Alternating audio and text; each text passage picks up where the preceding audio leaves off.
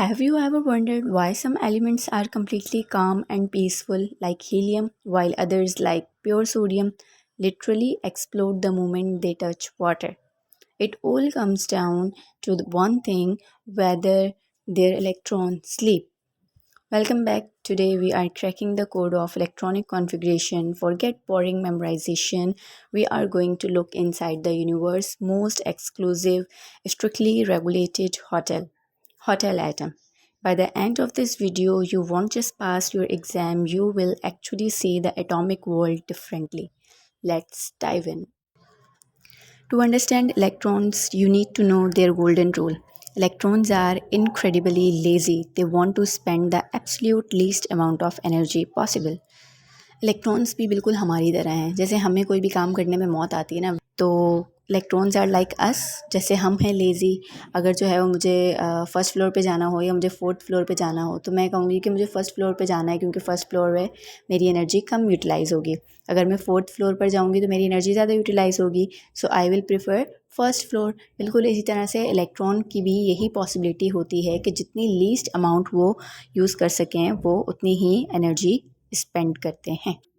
तो इसको हम छोटी सी बेसिक सी एग्जांपल से समझते हैं। कंसिडर कर लें एक होटल है या फिर एक बिल्डिंग है, ठीक है।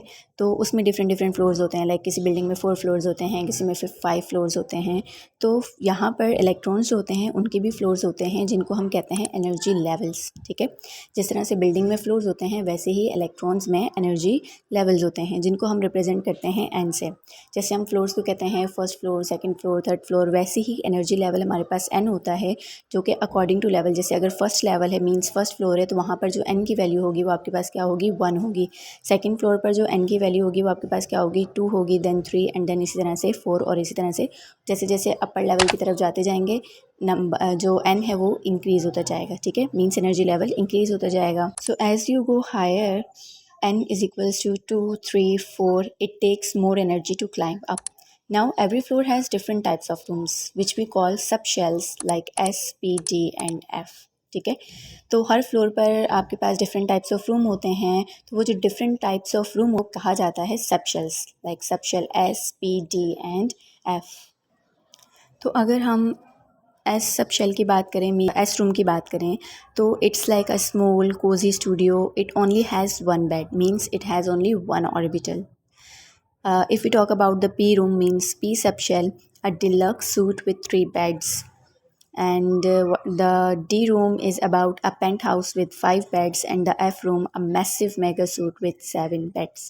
Means simply इसका ये मतलब है कि जो आपके पास S subshell होता है उसमें आपके पास एक इलेक्ट्रॉन, 1 बेड मीन्स इसमें आपके पास एक 1 पेयर ऑफ इलेक्ट्रॉन आता है, ठीक है। इस एस में आपके पास कितने इलेक्ट्रॉन्स आते हैं, 2 इलेक्ट्रॉन आते हैं। पी में आपके पास 6 इलेक्ट्रॉन्स आते हैं, और डी में आपके पास 10 इलेक्ट्रॉन्स आते हैं, एंड एफ में आपके पास 4 इलेक्ट्रॉन्स आते हैं।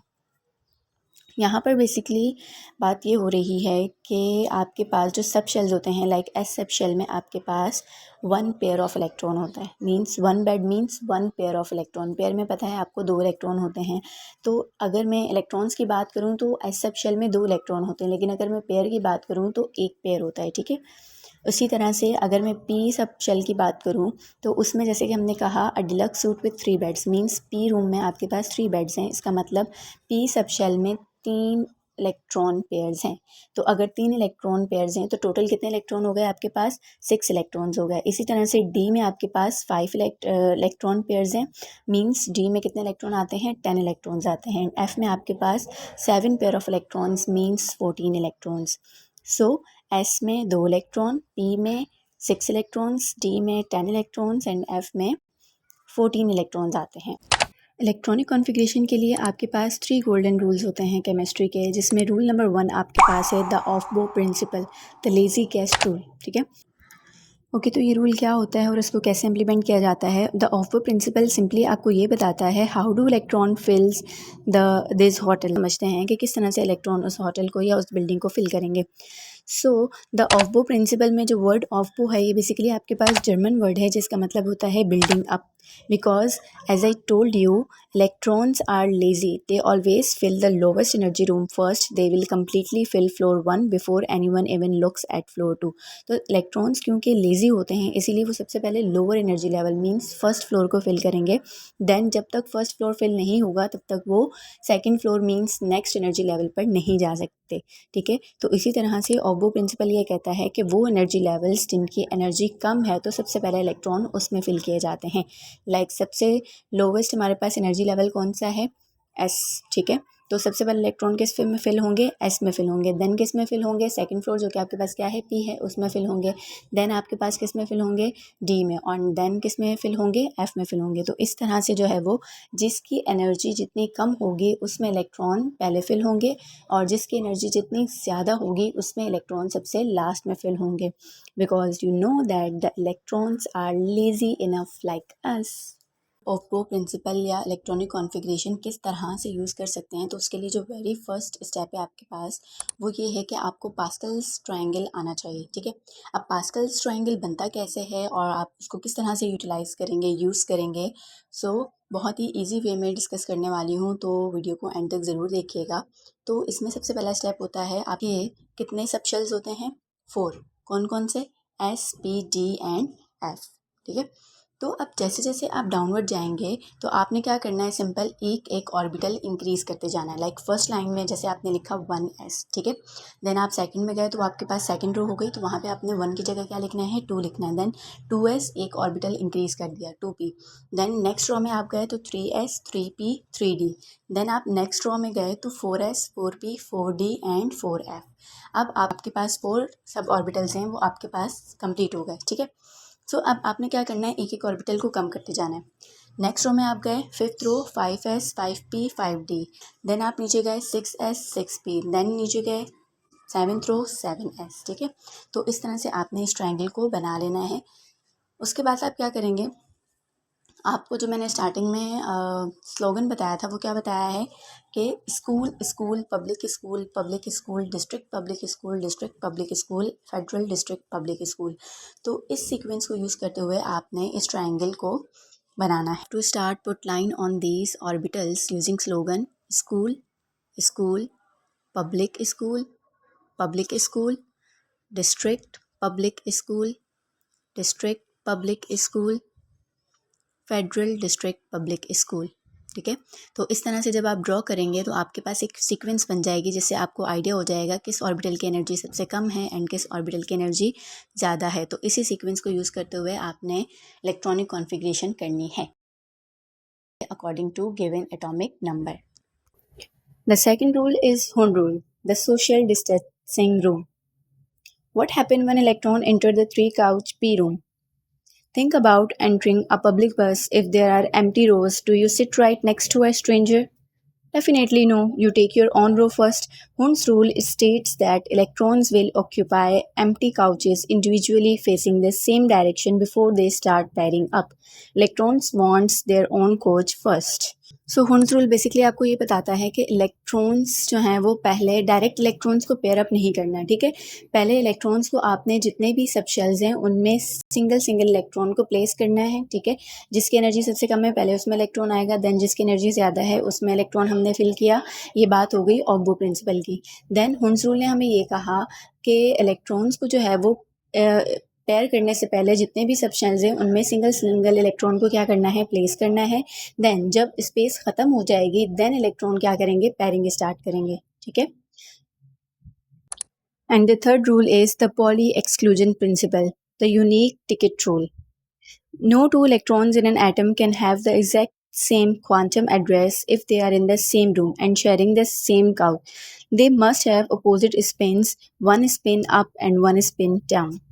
So as you can see here, p orbital is splitting into 3 suborbitals and they all are having equal energy. And the degenerative orbitals px, py and pz. This orbital is also splitting into 5 degenerative orbitals: dxy, dyz, dxz, dx square y square and dz square. The example of nitro, its symbol is N and its atomic number is 7. One thing you have to remember is in electronic configuration, you only have to use atomic number, not atomic mass. And atomic number is the number that is smaller. The slogan school, public school, district public school, and federal district public school. So we will take the number 7 and start its electronic configuration. So 1s2, 2s2, and the remaining electrons occupy in p suborbital. So 1s, 2s, and 2p is splitting into three suborbitals: 1s, 2s, 2px, 2py, and 2pz. So by filling electron, 1s is having one electron clockwise, one electron anticlockwise. So here you have to remember the Hund's rule. Like first you have to fill the electrons by clockwise and then anti-clockwise. Represent electrons in orbitals. So just remember one thing, that when you are doing electronic configuration, so you have to use atomic number, and the atomic number is the one that is smaller. So by looking at the number, means atomic number, you have to write its electronic configuration.